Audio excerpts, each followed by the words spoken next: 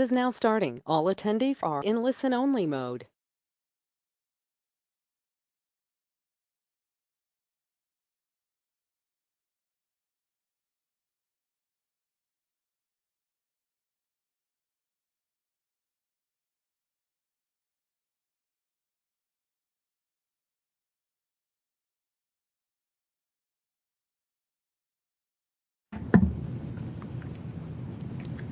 Hi all, thanks for joining us for our webinar today presented by Dr. Deen Sanders OAM from Deloitte. Before I go into introducing Dean, we'll just go through some housekeeping. So these slides are this webinar is being recorded, and the slides, recording and podcast will be sent to you early next week. Over the course of today's presentation, please feel free to enter your questions in the chat box and we'll endeavour to get to them all by the end of the webinar. You can post into social, please use hashtag NetwealthInvest or tweet at NetwealthInvest. And as always, this is allocated 1 CPD point, and a questionnaire will be sent to you early next week where you can claim those points. And now to introduce Dean. Dean has more than 18 years of leadership experience in financial services. He's currently a partner at Deloitte within ethics and professionalism, governance, regulation and conduct. Prior to his role, he was the inaugural CEO of the Financial Advisor Standards and Ethics Authority, FASEA, and he was the author of the new Ethics and Practice Framework for Financial Advice. Really excited to have him today for our final webinar of the year. I'll now hand it over to Dean. Thanks, Leah, and thanks everybody for dialing in. I can see an enthusiastic audience of participants. It's great to be here, great to spend some time with you talking about, in particular, the changing world, the transformation of financial advice. I know that there's a great deal of interest in the professional standards framework and the issues in relation to education, and we'll certainly work through those with you. But I also want to sort of lean slightly into the conversation about what the future is going to look like. I know you've had a lot of information thrown at you across your various media outlets and maybe licensees or in your own practice areas around the issue of what's going on from an education perspective. Certainly in the recent couple of weeks there's been a flurry of new releases. We'll talk about that, but also wanted to lean into the conversation about what the future is going to look like from a best guess perspective. So welcome and thanks very much for joining in. I'll kick off. I appreciate I'm speaking into a sort of a quiet room, but hopefully it'll make sense. I understand that Leah wants you to feed questions in as you go, and we might not be able to answer them as we go, but we'll certainly make sure that I get to hear them and see how we can best assist. So firstly, let's start with the big topic. FASEA, I'm sure you're aware of FASEA, but it's sometimes worthwhile going back to basic principles about what it's actually about, because sometimes people do get just get the words identified without really understanding its origin. So FASEA is the Financial Advisor Standards and Ethics Authority. It was introduced as a result of the Corporations Amendment Act in 2017. And that was important because it's now, that was April or February, in fact, that act was amended in February 2017. We're now sort of 18 months, nearly 2 years into its operation as an act. And the board, the FASEA board, which is the formal framework for the authority, was put in place in April of 2017. The job of FASEA, as you know, is to bring in measures and legislative in particular to raise the education, training and ethical standards of financial advisors. In particular, that relates to those who provide personal advice to retail clients on more complex financial products, with the legislative goal to restore trust and confidence in the financial advice sector. Now that's even an interesting point. That I know we've had an interesting time since between February 2017 and December 2018. But those of you who can recall back to that through the fog of change that's been going on in the last 18 months, that was the original goal of the legislation, to restore trust and confidence in financial advice. It was ambitious and it was significant. I still think that's a central element, obviously, of what we want to achieve as a connected industry on this. But that's an important framing of the way that legislation was introduced. As you all know, it has a number of significant elements. And the consequence, if you like, from an advisor perspective is working across these regimes. So firstly, there are qualification requirements. There are examination requirements.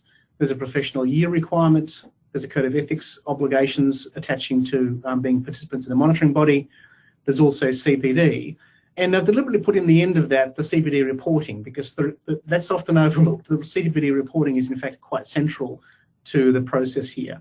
So looking at the timeline, because I think that's an important part of the challenge for this, and I have to admit that I can share with you that I'm personally concerned about the timeline.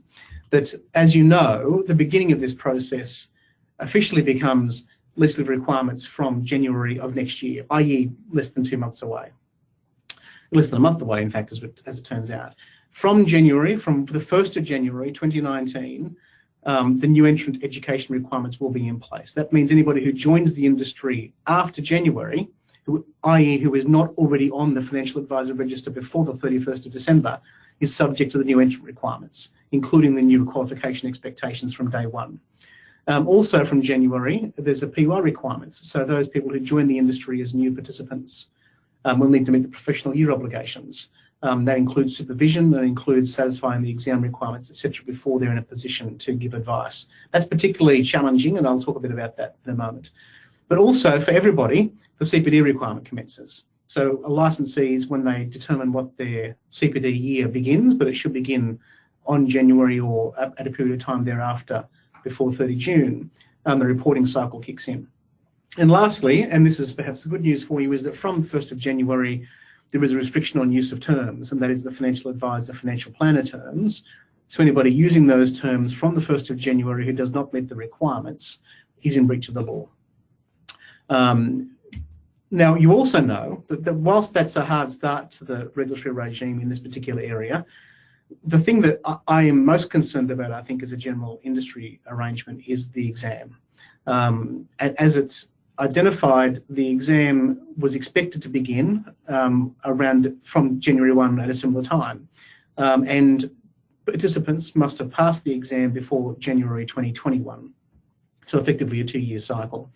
As we have not yet seen the detail of the exam in terms of the list of instrument, it seems to me unlikely, in fact, near impossible, obviously, for it to begin on the 1st of January. It seems to me more likely that it'll be somewhere in the March to June cycle, and perhaps more closer to June, which obviously truncates the requirements to people down to an 18-month window rather than a 2-year.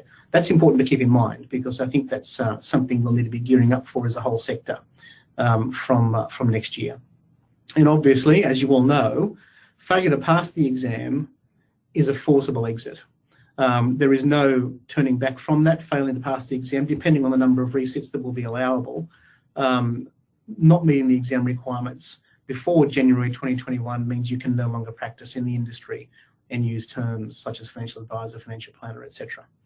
But obviously also on the scale there, we think that's about an 18-month time frame. There's a few other things that kick in that you might not have necessarily noticed. One of them is the Code of Ethics compliance.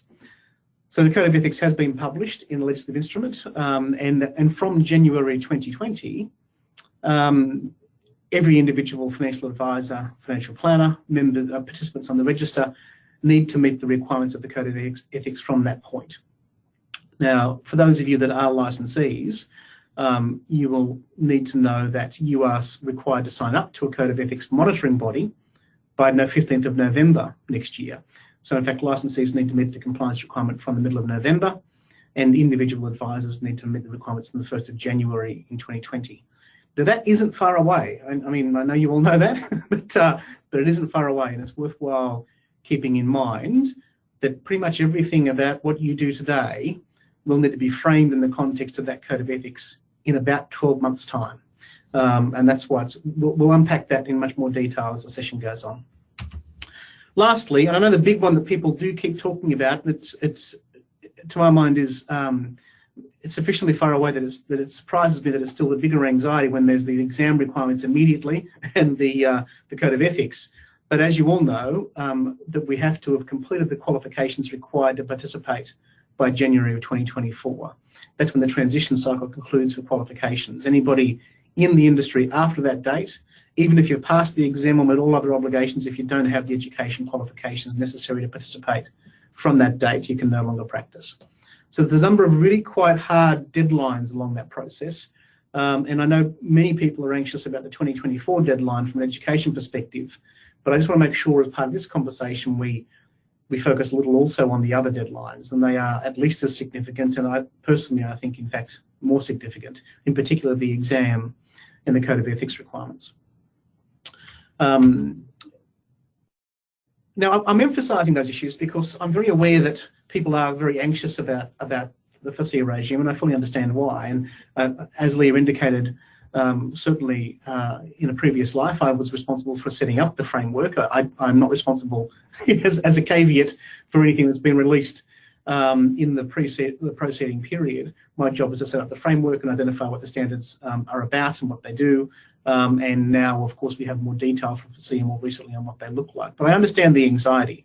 And in fact, I've just, as an example, taken this from a professional planner article earlier in the year, where despite all of the other elements that are going on in the industry, and you're all subject to enormous change, and that's one of the great anxieties that I certainly have for you. There's a lot of things going on that's hard to keep focused on this, and I understand the general, the increasing anxiety as a consequence. But this graph shows us, as an example, that the increased costs due to regulation and compliance, 80% of the advice community is worried about that from the core data research, and that obviously more than 50% of the industry is concerned about the increased costs due to meeting the education requirements.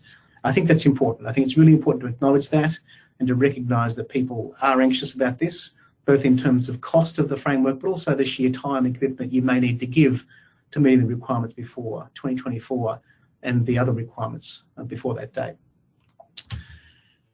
I'm going a bit fast because there's a lot of material to share with you, and we can obviously create some question time at the end to sort of do what we can. If you haven't already, I'd encourage all of you to have a look at the FASEA website, fasea.gov.au. They have now produced most of their legislative instruments and their policy guidances, if you like, in the context of the solutions, all except as it stands for the moment, the exam, which we'll talk about later. You will all know that there is an education requirement, and that does vary depending on what type of background and qualifications you already hold. So this is their summary document, their summary page of the changes that participants are required to meet. So for the firstly, those, and I assume there aren't any new entrants in the webinar, but maybe there are, but new entrants, as I said before, those that don't meet the requirements of being on the register before 31 December, will from January 1 need to have formal qualifications that have been approved by FASEA, i.e. those delivered currently through the framework that has been approved by them and also by the Financial Planning Education Council. But putting that aside, most of you, I assume, are in the existing advisor community, and you can see that there are 4 pathways for existing advisors. There's those with approved degrees, i.e. those that have been essentially approved since around about, I think, the register, the Financial Planning Education Council system has been running since about 2010 or thereabouts. And so qualifications that have been passed through and approved through that process are likely to meet the requirements, but they are nonetheless published on the FASEA website, and they are already part of the legislative instrument that is downloadable from their site, and with every qualification that has been accepted already on that list. For those people who even have those qualifications, there is still mandatory education they need to complete. There's the bridging course requirement, which is the FASEA Code of Ethics program, which includes the code monitoring body arrangements. So everybody, no matter who you are, has to undertake at least one subject of study, the bridging course requirement. Now, FASEA have made the statement that that is because the Code of Ethics is new, and therefore nobody can have possibly passed or undertaken study in that particular area before now. And there is obviously some strong argument for that. It is a brand new Code of Ethics. It doesn't reflect the same thing as other codes of ethics, and so there's certainly some element of truth to the argument that you can't have studied it before, even though you may well have done professional standards or ethics courses before. I am aware certainly that education providers in the marketplace are going to be offering courses in that very soon. Perhaps though that's an easier one too. The next one I understand is the more challenging group, and the next 2 perhaps, that those advisors who do hold a relevant degree, there are obviously advantages in the number of programs that you need to complete. So a relevant degree is described quite specifically as a degree that contains at least 8 subjects at the relevant AQF 7 or above level in one or more of the designated fields of study. And you can see on their list there that includes accounting, taxation law, finance, business law, investment, estate law, banking and economics. They literally, specifically, are those areas of study that have been detailed in the legislative instrument. So if you have 8 subjects at an AQ of 7 or above, which means a degree or above in any qualification that has subjects in those 8 areas, then you meet the requirement for having a relevant degree. That typically will be a qualification with a major in one of those fields or a postgraduate qualification of some form. If you do hold that set of programs or some sort of qualification in that area, then you are entitled to only undertake the bridging course requirements, which is 3 subjects at AQF8 plus an as yet unknown FASEA approved subject, a capstone unit. We don't know what that looks like yet, that hasn't been released. But the 3 subjects have been, they are, as at the bottom of the sub-page there, the Financial Advice Regulatory Legal Obligations, which is the Corporations Act and other obligations. There's the FASEA Code of Ethics and Code of Monitoring Bodies, and the last one being the Behavioural Finance Arrangements. What I can share with people about those sort of clusters, and this is not secret knowledge, this is something that I've certainly talked about publicly before, and FASEA have made comment on, that those 3 areas of study were identified as hopefully the most relevant to participants in the industry, and the ones that would most benefit advisors as part of an education change program. Leaving aside the Corporations Act obligations and other things, that is the fact that many people haven't had a chance to study that, at least in particular the Chapter 7 elements in detail, certainly not at a university level. I say that as somebody who's done more courses than I can identify, and including qualifying as a lawyer, and literally you do not cover Chapter 7 in any law qualification, typically in many law qualifications in the marketplace. So it's an area that the board determined would be important to cover. The last one, the behavioural finance one, was really about the idea of how do we help advisors improve their relationship with clients and better understand the way clients work. Now, many of you will love that area of work. You may already be adopting it. You may already be, frankly, experts in the area. And this is a way of, it's intended to be a positive area of study to help advisors improve and grow their practice, not just to be a regulatory punitive example. I know you actually want to talk about RPL though, which is the piece at the bottom. So even if you do have a relevant degree and you meet those requirements for 8 subjects, then you have to do the 3 subjects at AQF plus the capstone. If you do hold other education capabilities, so for instance, you might have done an advanced diploma of financial planning, then you will get 2 credits. It's important to note that that is the advanced diploma of financial planning. You'll get 2 credits for that. Or if you have undertaken study as part of the CFP program or the AFA's FCHFP program since 2014 in that case, then you'll also receive 2 credits for that area of work, up to 2 credits, I should say. And so that will be an important opportunity for those of you who've done that study. I emphasise the advanced diploma because FASEA have also made a public comment about the Diploma of Financial Planning, which in our language, everybody's language here, is the old DFP 1 to 8. That program is also accepted for 2 credits, but that's the DFP FPA program, not the Diploma of Financial Planning that was part of the ASIC Tier 1 requirements. So existing advisors with non-relevant degrees, same elements in terms of RPL, but essentially that does mean that it's an approved graduate diploma, the full program. And similarly, obviously, for those advisors with no degree, they also have to do the full approved graduate diploma with 8 subjects, which one assumes includes the potentially the capstone unit, or obviously other approved programs like degrees or master's programs.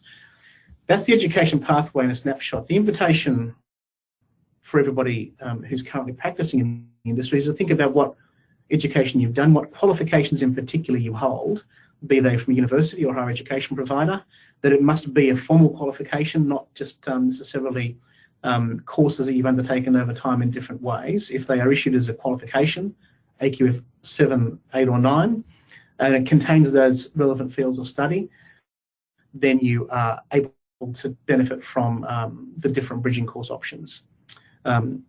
That does mean, of course, that if you come from another sector or from a wholly different background, let's, for example, suggest engineering, just for the case of it, and one assumes that in an engineering qualification you haven't studied taxation law or investment, etc., then obviously that puts you into the non-relevant degree category.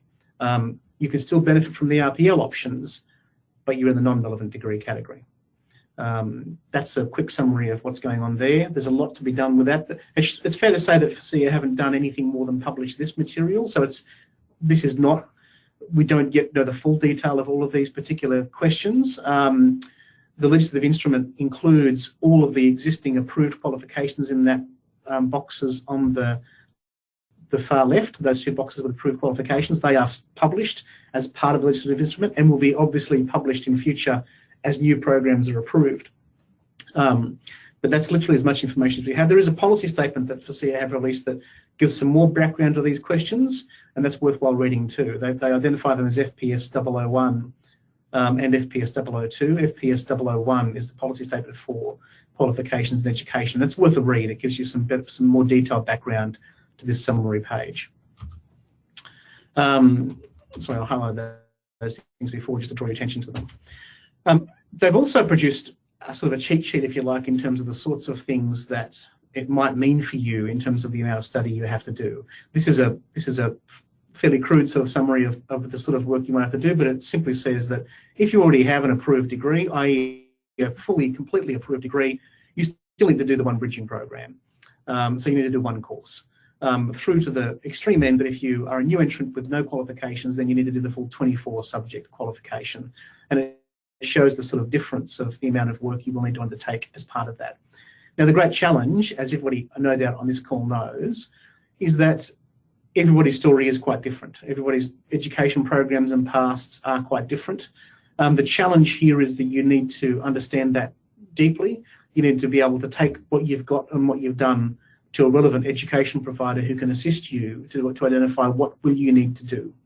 What gap do you need to fill? Some of you may have 7 programs or 6 courses or 8 courses or 22. It's unfortunately, with 25,000 advisors, there are 25,000 stories. And I respect certainly all of them and the unique challenges that people have gone through, which is why FASEA have indicated that you will take, or you can take your education experience to your relevant education provider, and they can assist you to determine what you'll need to do to fill the gaps and what courses you need to complete.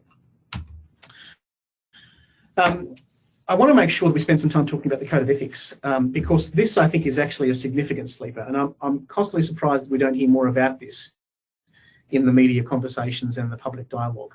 Remember, the Code of Ethics is a statutory compliant. This is a statutory requirement. This is not just a warm and fuzzy Code of Ethics. This is a matter of law, and advisors will be assessed against this in their practice through their respective code monitoring bodies. It's important to understand that because there will be code monitoring bodies approved. I'll talk about that in a moment. But licensees are subject to signing up to this, and individual advisors are respondent to this. From the 1st of January, these standards, 1st of January 2020, these standards will apply to the way you work. I'll just pull out a few. I encourage you all to read it and think about it, but I'll just pull out a few. Standard 1 is an example, and some of this might make have a lot more currency and meaning in the context of the Hayne Royal Commission. But Standard 1 as an example talks about you must act in accordance with all applicable laws, including this code, and not try to avoid or circumvent their intent. And for those of you who are seeing the first version of the code, the words used there were things like spirit of the law.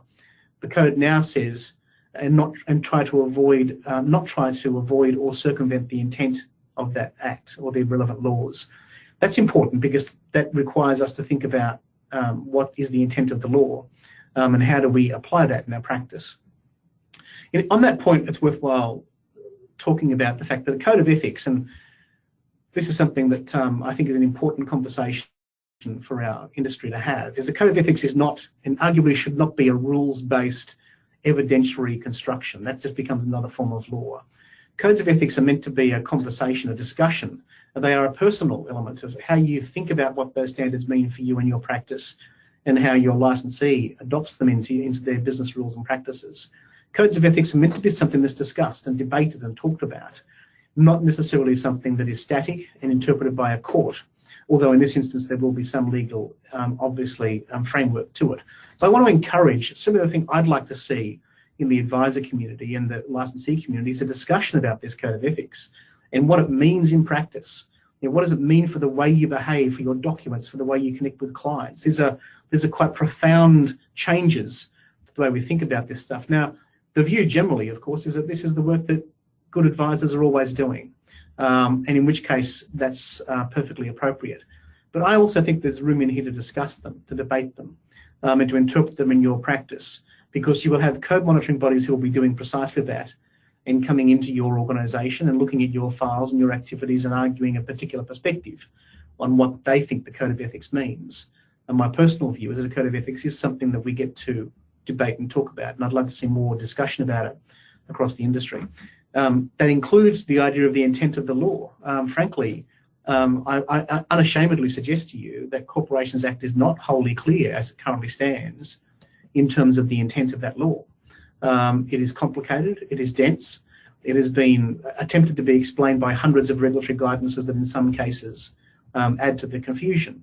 So I think it's an important element of this, that whilst it might seem obvious that there's an intent of the law, sometimes it's not so obvious in the way it's been communicated through regulatory systems and policies and practice of the industry. So jumping through, that's my lecturing on that. Jumping through to a couple of others that I think are significant for you. There's one here about the way we communicate with clients. That's you may act for a client only with the client's free, prior and informed consent. Some of you will recognise that as very much sort of leaning on the language of fiduciary, in particular in the context of free and informed consent. That's an important element of the way clients give authorisation for your work. And the prior word is an important one because it talks about how and when you give or you seek that consent and formalise it. So an example they use here is the consent should be obtained as soon as practicable after the code commences for existing clients. Now that's important because it does mean that we may need to revisit and think about the way we connect with clients and how do we seek their confirmation of their consent, both free and informed, as part of their ongoing relationships.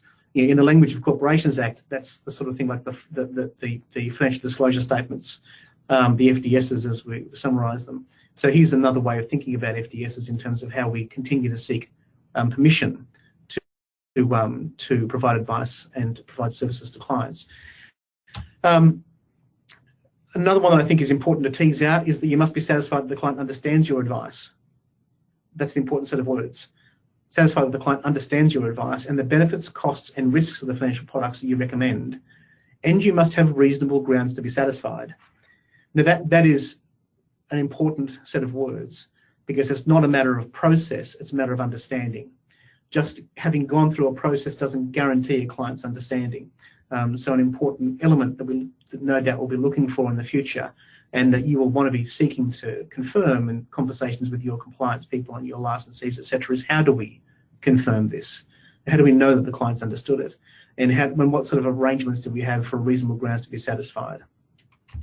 I'm going to jump over the next one. Actually, no, I shouldn't. This is also a significant one. The code really is an important document. I can only encourage you all to read it carefully because it does have things in here that are very loaded and really do require us to think carefully about the way we give advice in the future. So Standard 6 talks about, we must take into account the broad effects arising from the client acting on your advice and actively consider the broader long-term interests and likely circumstances of the client. Now, I know that you're probably sitting there at your desks now groaning at that statement because it's a tough one. Understanding the long-term interests and likely circumstances of the client that flow from acting on the advice is obviously a challenging exercise. And what the standard is asking you to do is take into account those elements. It's not saying you have to therefore know them all or be a prognosticator, but it does mean that there have to be considerations. I think, and I assume without knowing the mind of the board, that the goal there was to look to things like why you might give a client advice on investments when they clearly have a mortgage challenge. For instance, that there's an example of the fact that what that looks like, or potentially risky investments that might not look risky today but are underpinned by something risky in the future. It's that type of consideration. I don't pretend to have an answer. I'm reflecting only that's what the standard is now asking us to think about what that future looks like. Another one that's a little bit challenging, Standard 7 in detail, I'll only read the last bit, but Standard 7 in detail talks about the charging arrangements in terms of the way people receive payment for services.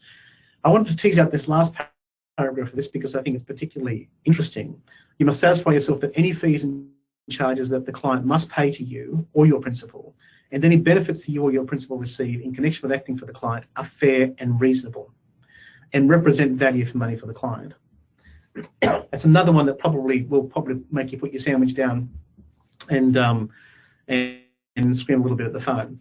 The understanding what fair and reasonable and what value for money looks like is clearly going to be, I think, a hotly contested conversation, which is why I want to see that conversation in the industry, and I'm surprised that I'm not. These are important principles to give consideration to. How do we measure value for money for the client? How do we measure fair and reasonable? Are new elements of consideration, I think, that the code calls out. I think you can understand the intent of that. You can certainly see that in the consequence of the Royal Commission. So the board have no doubt taken their perspective on that. And I'm just reflecting for us that we need to, as an industry, try to find ways to interpret that and discuss this in an open way. There are other elements of the code. I won't go through them. You need to take some time, and I really strongly encourage you. I know you might be worried about education, but I strongly encourage you to think about looking at the other elements of this reform and thinking about what that means for you in your practice. I want to call out briefly the code monitoring arrangements, because that code, as I said before, has statutory effect. From 1 January 2020, you're all subject to it in compliance terms. You are subject to it as a matter of law. The bodies that will be empowered to consider that code and consider how you're applying it are what's sort of being called code monitoring bodies. Now, as it stands, ASIC have approval for code monitoring bodies. They are the ones who are asking or will authorise bodies to provide services in this particular area. And as it stands, the original legislation, and certainly what the noise of the industry has indicated, is that the associations are likely to be participants in that system. Leaving aside my personal views about whether that's a good or a bad thing, if it's not clear, I think it's probably a dangerous thing, mainly because I think it's a challenging system to interpret, a challenging system to regulate, and that'll be an interesting invitation as we work through over the next 12 months. Both ASIC's consideration of who is good enough to do this work on their behalf, and secondly, whether in fact that's going to be a helpful contribution to the way standards are monitored and regulated, or whether or not there's a better way of doing it. Commissioner Hayne made some very public commentary in his interim report and his commentary in the context of evidence provided in the first round of hearings, that he's not confident that that industry bodies are the right vehicle for this, and he encouraged that this might be something that is seen as more of a regulatory arrangement through ASIC. I don't have a particular view about how or who, other than to say that I think it's a very difficult thing to do. And I come from, for those of you who will know my background, even before FASEA, I was the regulator of professional standards in Australia, responsible for professions of law and engineering and audits and others, and I think it's challenging. But worthwhile you knowing about. Your associations will maybe be approaching, your licensees need to give consideration of that before November of next year. Moving on, because I want to also call out the exam. Some of you may have looked at this, some of you may have simply been putting it in the too hard basket, but it's worthwhile you knowing that they've now set out the expectations for the exam. There's further material to come in terms of reset arrangements and things like this, but what we know so far is it is set at an AQF 7 level. So I emphasise that because that's degree level. Just in case anybody's familiar, the AQF is the Australian Qualifications Framework, and AQF 7 is the level of degree. So for those of you who may have done diplomas or advanced diplomas before, they are 5 respectively and level 6 in the AQF scale. Level 7 is degree, which does, if you like, indicate that the exam questions should be set at a level of degree capability.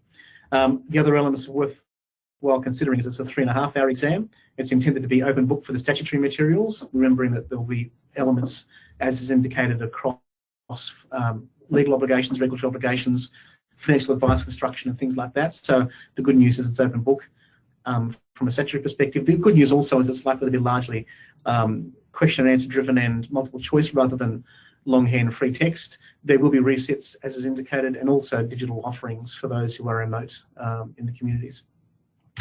CPD.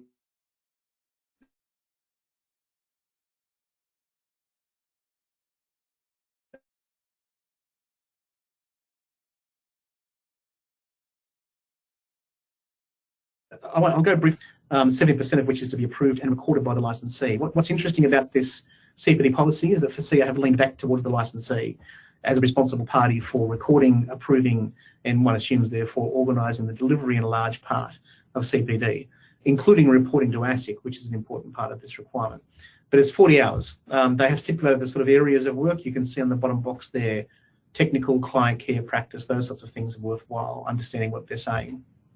I want to jump through. There will be templates too. The other thing that's quite fascinating is that they've proposed a formal professional development plan requirement, a document, literally a formal document, to be kept and maintained by you and recorded and stored by your licensee, which is an interesting element because it becomes an evidential regulatory tool and something that no doubt licensees will be chasing staff and advisors for. But it's an important part of this. It's not just a freehand consideration of CPD anymore. They're looking for documents. So the other thing that we promised in the conversation we'd talk about is what can you change and what you can't. Now, I want to call this out because something that I've certainly, and I despite what people might think of my role in the past on some of this background material, I have been surprised by the fact that there hasn't been as much noise about some of these things as I would think. And I mean official noise. I mean proper noise. I mean lobbying and advocacy. I don't just mean unhappiness and disgruntled commentary through the trade press. I mean active engagement through policy and with government and others. And I sense that some of that is because there is some reluctance from many in the industry to disagree with FASEA because it implies some sort of disagreement with raising professional and education standards. I mean, as somebody who's been long in financial services, I don't share that view, and certainly as somebody who's been in government and a regulator in the past, I was always argued with. So I'm surprised by the fact that there appears to be not so much active advocacy and concern with this. And I understand that it might be coming from that, but I think it's entirely, I want to give everybody here commentary that's entirely appropriate to agree with the goal of raising professional standards in education.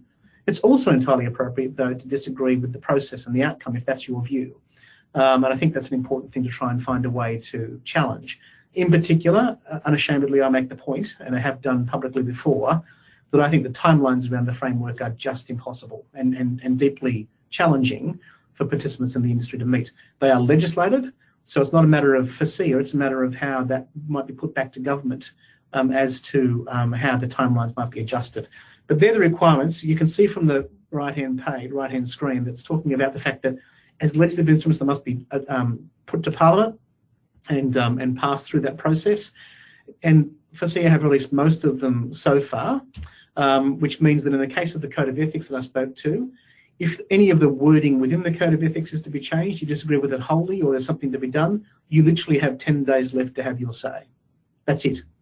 Beyond that, subject to the instrument being approved or not disallowed, as is the case in this particular legislative instrument, then it's done. It's locked in. I emphasise that to you because I don't know what advocacy people are taking, and I don't know whether you agree with it or don't agree with it, but I'm only reflecting that you have 10 days from today left to have your say. In the case of education pathways, you have 7 days left to have your say. If you disagree with anything in that, or you have something, you've got 7 days to formally lodge your concerns with FASEA as part of the legislative instrument consultation. Perhaps the slightly more concerning thing is that almost all other elements, they're already closed. If you disagree with the work and training, which is the PY components or the CPD components, they have already closed. I don't know what the consultation will have led to or whether there's changes proposed, but they have already closed. In the case of the examination, we don't know. They did indicate that they would be publishing that this week. We haven't yet seen it. At least I haven't, up until this morning, seen a release on that. And there will be a period of consultation on the exam as is promised for 2 weeks, according to their document process. That will be important for you to pay attention to and give consideration to. So in terms of what you can change, I wanted to give you some comfort that it's entirely appropriate to seek constructive and important feedback about the process, whether this has been the right process for you or the outcomes. And that's entirely compatible with still agreeing with the goal to raise professional education standards. And on those elements of how you might participate on the right-hand side, you've got a couple of avenues to have your say. Excuse me. All right. I wanted to shift the conversation, if I could, with 15 sort of minutes left, to now to challenge you all to the fact that all of that conversation, I have to say, from my perspective, is a little bit like looking through the wrong end of the telescope. I understand it. I completely understand the personal anxiety and challenge of meeting these requirements, but I also think that there's other stuff happening in the industry that given the circumstances at the moment we're not necessarily all seeing.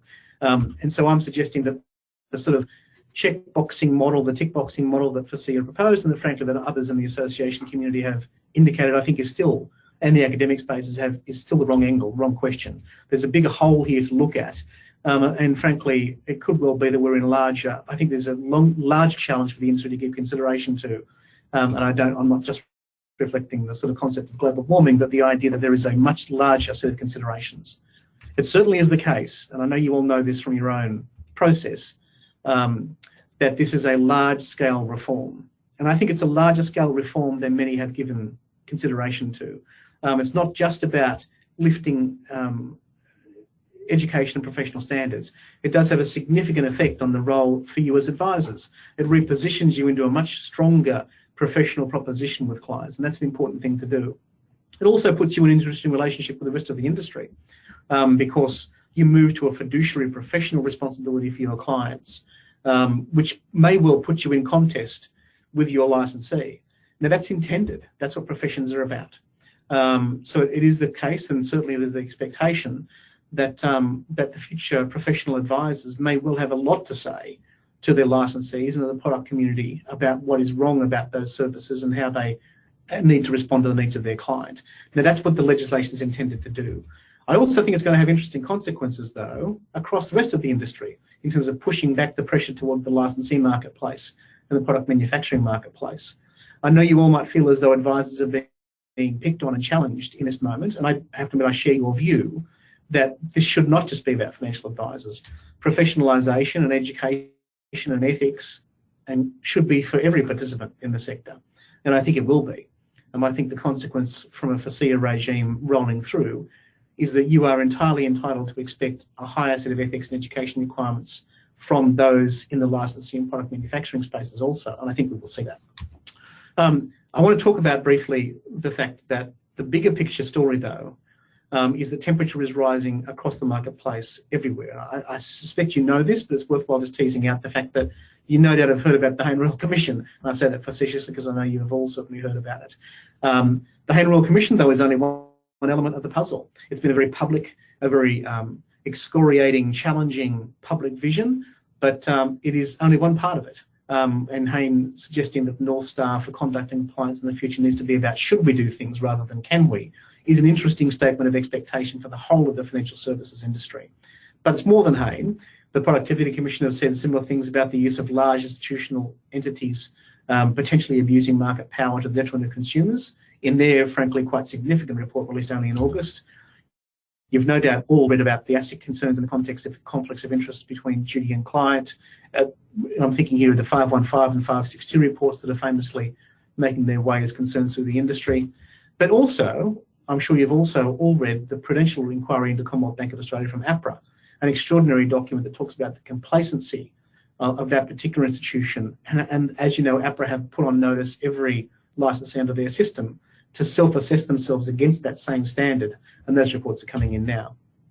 In addition to that, there's also the institutional financial services organisations themselves, who are certainly raising public questions and have made public testimony in the Royal Commission only last week that in the case of many of them, they see running financial advice is no longer viable as a core business in consideration of the costs and risks.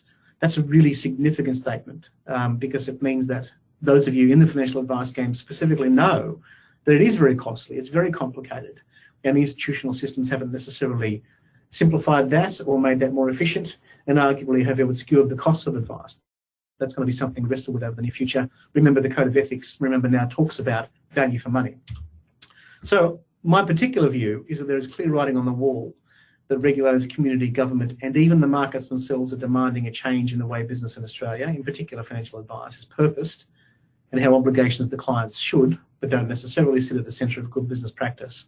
That's what I think is a really important message out of the Hayne material. Hayne's Royal Commission was obviously into banking and financial services, misconduct in the banking and financial services, but as you know, the messaging wasn't just about that sector. I mean, it applies right across the community in terms of large corporates and shareholder primacy and those debates that are going on. Ken Henry famously gave his position on the stand, you'll recall, arguing that the law may well need to change to reflect away from shareholder primacy. Now, that's a Corporations Act change proposing for all of industry, not just financial services.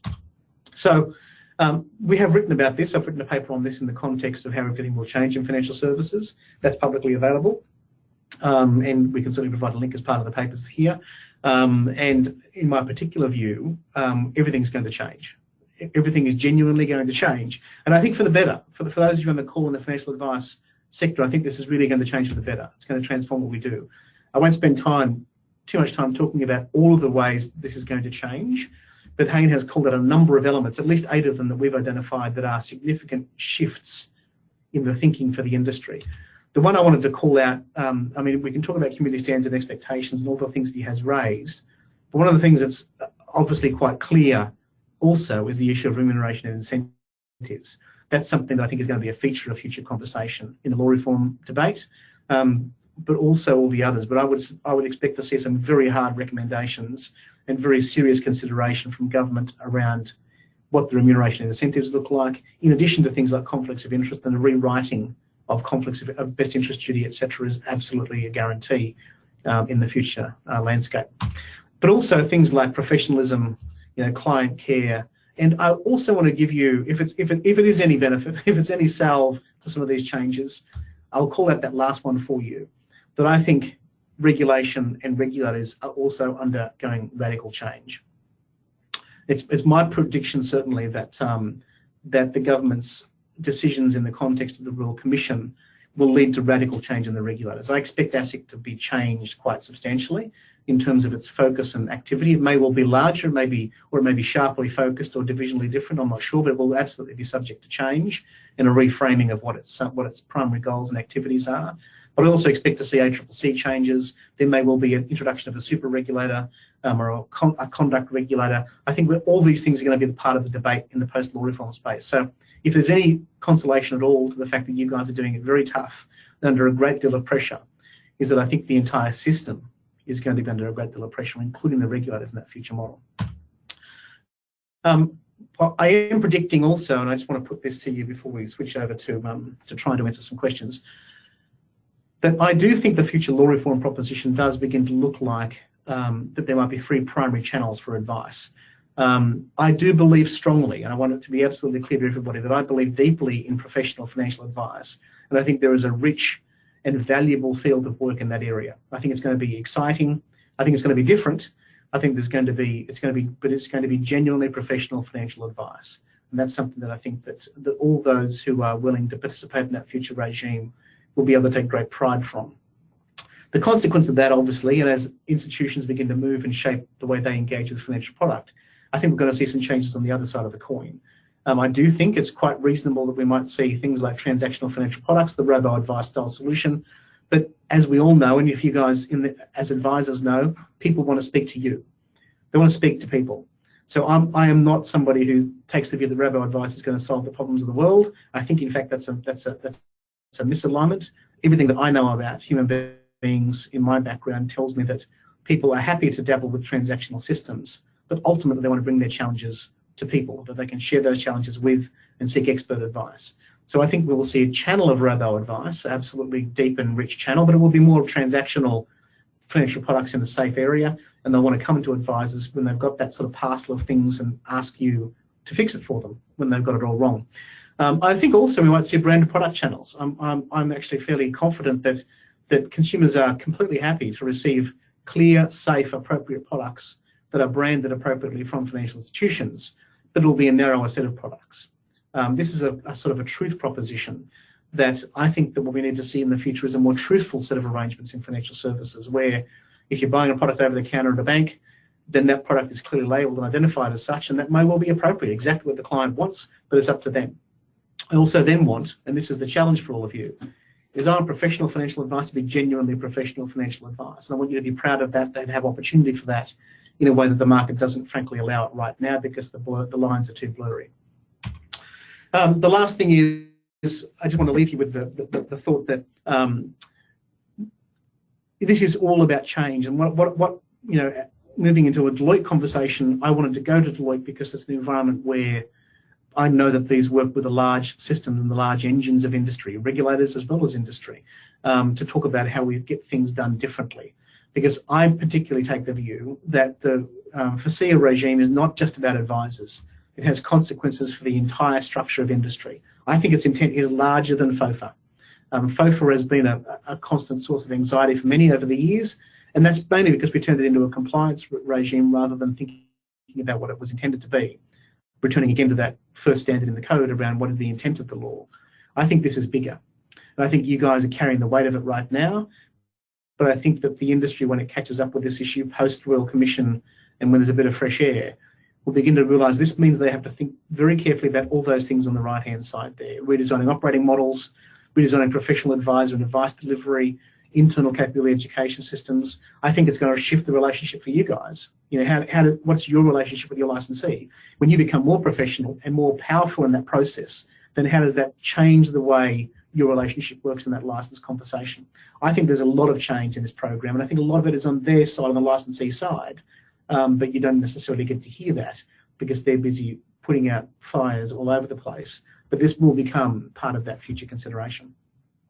I think it's far more wide-ranging effect on the entire business model is the natural consequence of this particular reform. So with that, I will pause. I gather from Leah madly scribbling that there must be about 838 questions. And absolutely. I might not be able to answer any or all of them, but with that sort of 5 minutes to go, I will hand over. Great, thanks so much, Dean. Yeah, might take me a little while to pull up all of these questions, but we'll start off with a common theme. So how can someone determine if their prior qualifications or degrees are relevant? Is there someone that can review for them? Yes, there is. So the first thing is if you have a qualification that is AQ of 7 or above, 7, 8 or 9 from an institution, and you have 8 subjects in that qualification that meets the definition of those related areas that I went through before, tax law, economics, finance law, etc., accounting, then you are already, essentially, you already have a related degree, a relevant degree. And you would take that to your education provider, because remember, everybody will have to do some study. So the recommendation is you would take that to your relevant education provider, whoever is your provider of choice, and ask them the question, I've got all these things, do I only need to do 1 subject or 2 or 3 or whatever? But the good news about the amended standard is that it has expanded the range of relatedness quite strongly. And I think that's an important point too. So you do have choices. That list of approved programs will grow over time on FASEA's register, but you certainly can take what you've done to your education provider, and they are at least as motivated as you are to help you identify what you've got and how you can get the right program to fit you. Great, thank you. And a few others were curious about actually how they can have their say into the education pathways. Where can they do that? So FASEA have proposed through their consultation website, I appreciate that many people have found it difficult to find channels of communication into FASEA. I understand that, believe me. But there is a consultation, I think it's called consultations@fasea.gov.au. It's on their website. That is the only address to communicate through and with. It's the formal address for consultation. If you identify it there, then they are required, I emphasise that, required to receive your email and give it consideration in their consultation. Great. And do you think that feedback from individual advisors is as strong as it coming from licensees or associations? No, I really want to emphasise. That's why I want to encourage all of you to make your voice heard, because I think that I say this as I just don't think we have had the clarity of voice, the clarity of messaging from individuals that FASEA perhaps needed to hear. They have emphasised in the past they had something like 900 submissions, a whole lot of which were just, I hate you, FASEA, please go away.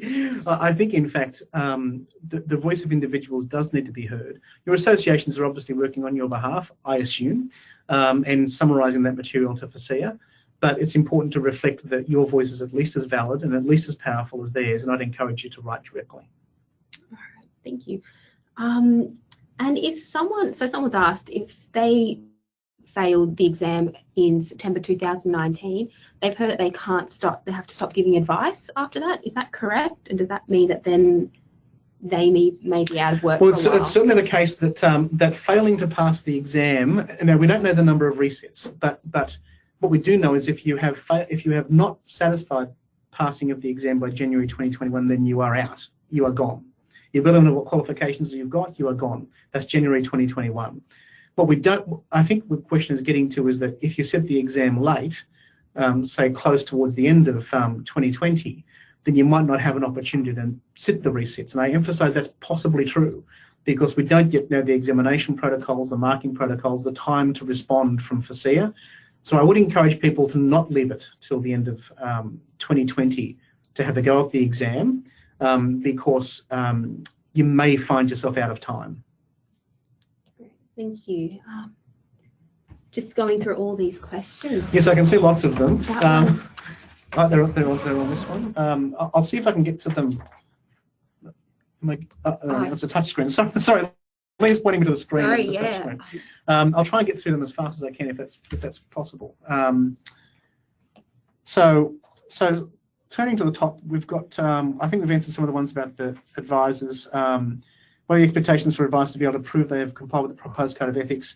That is going to be driven by the code monitoring bodies. Now, it's what the code monitoring bodies have been asked to do as part of ASIC's policy proposed consultation paper on this, is the code monitoring bodies are going to do two things. They're going to respond to complaints. So if there's a complaint about you, then the code monitoring body is required to investigate that complaint in the context of the code. But secondly, the code monitoring bodies have also been asked to do proactive work. That may be thematic reviews, it may be direct reviews of files in the absence of it. So you will know that that you have a complaint against you, obviously. There's the IDR process to consider, and at which point you need to know that the code monitoring body will also be notified. So you'll know that that's happening. What you won't know necessarily is whether the code monitoring body is doing their proactive thematic work, and you might not even have a chance to respond into that. Those processes haven't yet been determined in terms of natural justice, etc. I think that's why it's a really challenging space, and I'm concerned that cycle has already effectively. We've got 10 days on that, and it worries me. But that's also an ASIC process, to be fair, not a FASEA process. ASIC are the ones who are going to approve code monitoring bodies, not FASEA. Let me just see if I can, a few others that jump out. Will be a different exam for life risk brokers. Well, I have to say, I know this is a regular question, and I apologise in advance to all of you. I think not. What they've indicated is a generic exam so far, and will cover all those sorts of areas. There may well be in the future. They've indicated there might be in the future some considerations of difference, but the exam is proposed to be a generic exam in its current form. So covering those topics that were identified before, Corporations Act, practical working, unfortunately there is at this stage of the game unlikely to be a distinct one for different specialisations. That includes super, etc. Can I clarify license for previous advisor Australia approved degree? That's probably, I'm sorry, that's just a bit of a long one, unfortunately, that I can't get to. Do I think, William's asked an interesting question, do I think that, I know, William, all his requirements will reduce the risk to consumers and involve an downward pressure on PI insurance. What I can tell you is that past regulator of the professional standards space, which was about PI, is that professionalisation does indeed lead to reduced professional indemnity insurance claims because there's an evidentiary base to it. But I would encourage for all of you interested in that space that there is, of course, a regulatory regime that's about limitation of liability. The evidence does show us that there is a reduction, but I also think that that's a good bonus that comes out of this. But I would encourage your associations and challenge them, frankly, if they want to be genuine professions, to submit themselves to regulation under the professional standards regime, which is a different regime entirely outside of FASEA and Corporations Act, but one that does deliver some benefits to you in that PI space. The CFP question from 2014, I think this is important because the FASEA have made a comment about the fact that CFP from 2014, or I think it was 2012, I can't recall now, and the FCHFP from 2014.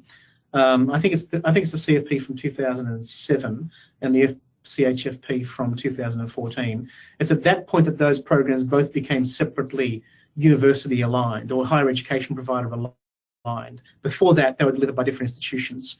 So that's why the distinction. We haven't yet got clarity from FASEA, and I have to admit I do not know if FPA have made an application to FASEA to have qualifications issued prior to that as meeting any particular exemption requirements. That's an important thing to challenge your associations on and to find out a bit more detail on that. We don't have an answer on that one. But it's just so you do know those dates that you've identified are for the CFP from the point that it was the university delivery one and one after.